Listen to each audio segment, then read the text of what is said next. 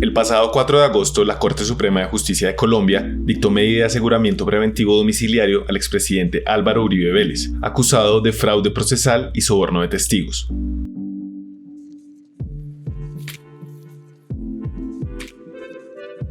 El caso inició en septiembre de 2014, cuando el senador del Polo Democrático, Iván Cepeda, durante un debate en el Congreso, acusó al expresidente de ser, junto a su hermano Santiago, el fundador del Bloque Metro, uno de los pilares de las Autodefensas Unidas de Colombia. Como prueba de sus acusaciones, Cepeda presentó declaraciones de varios exparamilitares que involucraban a Uribe con el paramilitarismo y particularmente con la creación y operación del Bloque Metro de las AUC.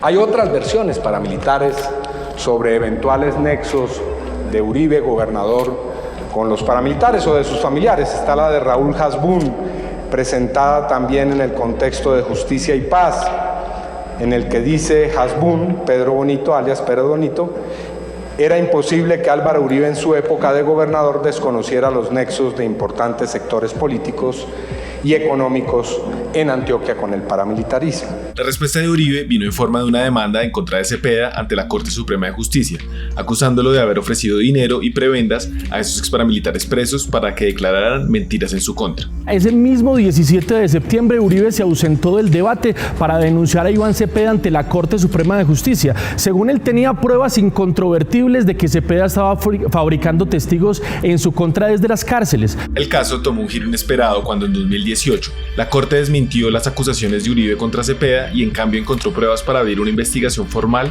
en contra de Uribe por manipulación de testigos, lo que conlleva los delitos de soborno y fraude procesal.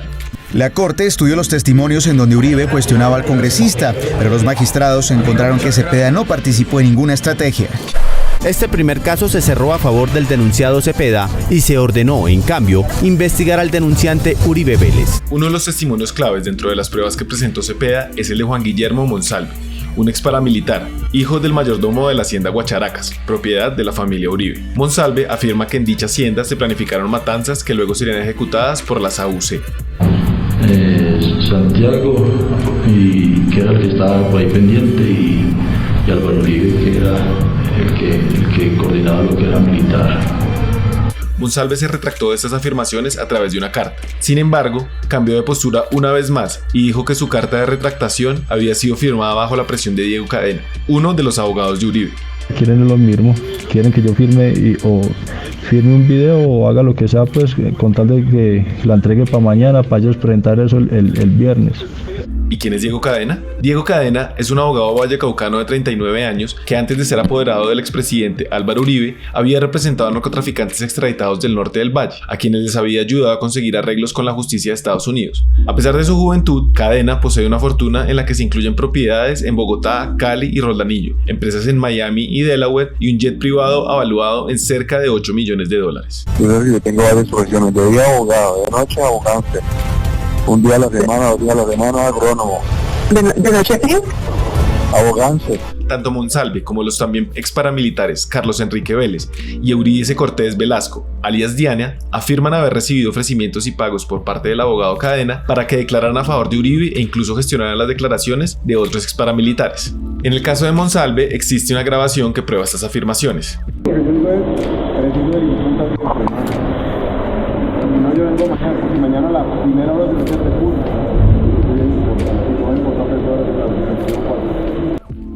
Además, la Corte Suprema tiene en su poder una serie de conversaciones interceptadas que, según el auto de la Corte, demostrarían que el expresidente Uribe no solo sabía de las manipulaciones de testimonios que buscaba Cadena, sino que activamente estaba al tanto de ellas y autorizaba cada movimiento del abogado.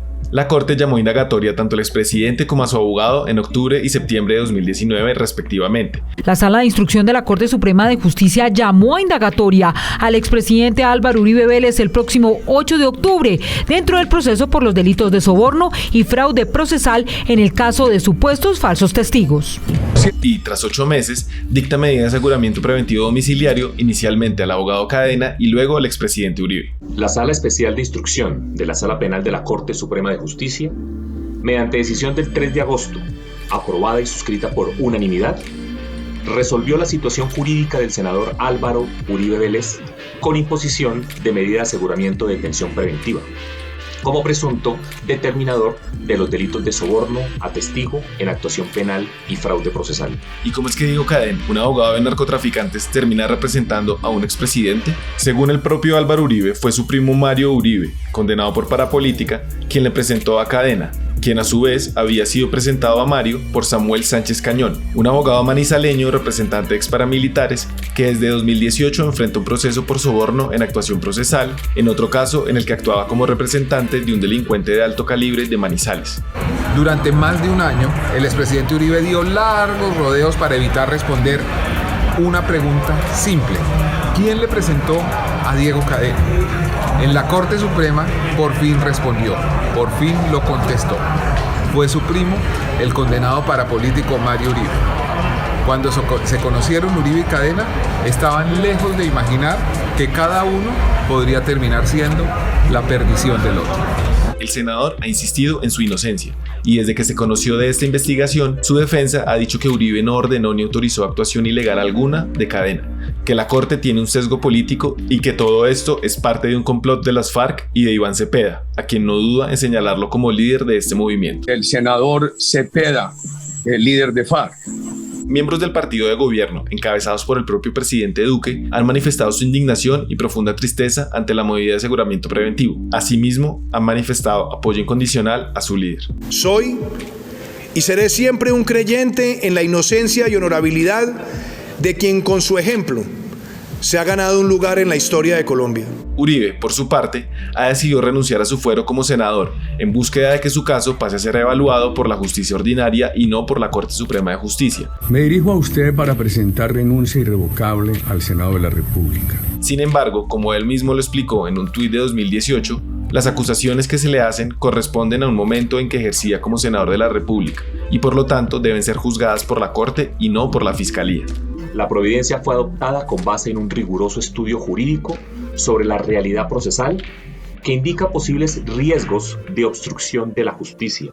Ahora, la Corte debe decidir si el proceso se queda en la sala de instrucción o si pasa a la Fiscalía.